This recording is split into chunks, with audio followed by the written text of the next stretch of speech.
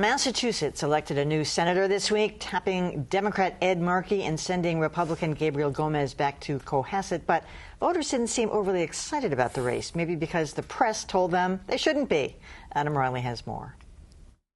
This victory belongs to you. It belongs to your families. When Ed Markey defeated Gabriel Gomez in this week's U.S. Senate election, a scant 27% of registered voters turned out. It's possible they just weren't dazzled by the candidates. I'd rather go run 20 miles than go up and give a political speech. I loved this debate. It was absolutely an incredible experience. Then again, the public might have been taking its cues from an apathetic media. Some highlights: a gaping yawn of an election, particularly uninspiring. Thrilling, action-packed, what a corker. For the record, I wasn't impressed either. And I don't think anyone would identify either Ed Markey or Gabriel Gomez as a natural politician. The liberal blog Blue Mask Group says the media screwed up, and that instead of harping on Markey and Gomez's deficiencies, we should have highlighted their big differences on everything from guns to global warming to health care. And who knows, maybe that would have gotten voters excited. Then again... And I've served on the board of Synventive, I've served on the board of Keystone, served on the board of American Radiology Service. Maybe not.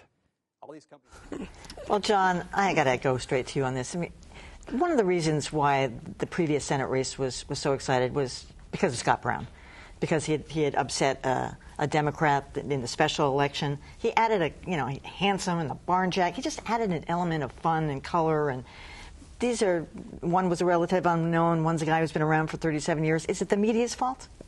I think there's an element of culpability in the press. You know, it got to the point, and I guess you'd have to look at sort of the punditocracy here, the columnists and so forth.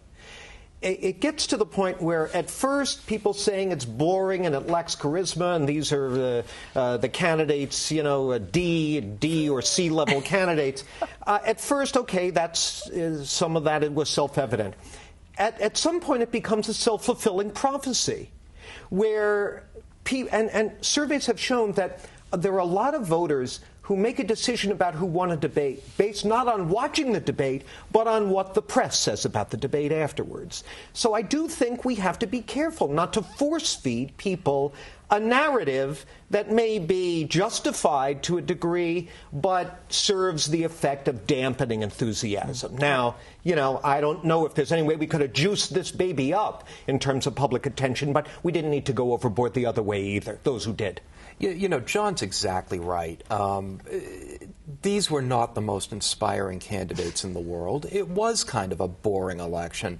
But it's not the press's job to take whatever smoldering embers there might be and to pour barrels of water on it to make sure that absolutely no flames are able to grow up at all.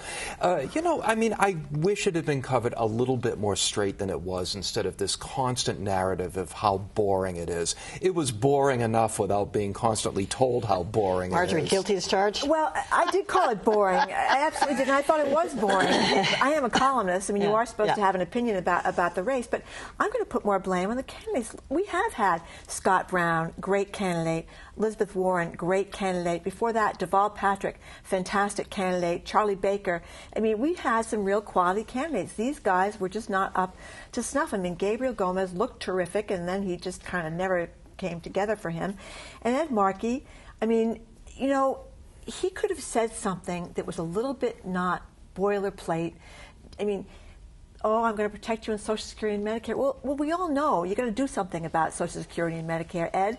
Don't just give us those bromides that we've heard a million times. And Gomez was a beginner, and it just didn't work well. So I don't think there's any problem, especially when you have the Secretary of State saying, oh, my God, nobody's going to turn out to the race. Exactly. And you had straight news reporters covering the issues somewhat. But, I mean, from Ed Markey's perspective, this race was all about assault weapons and abortion.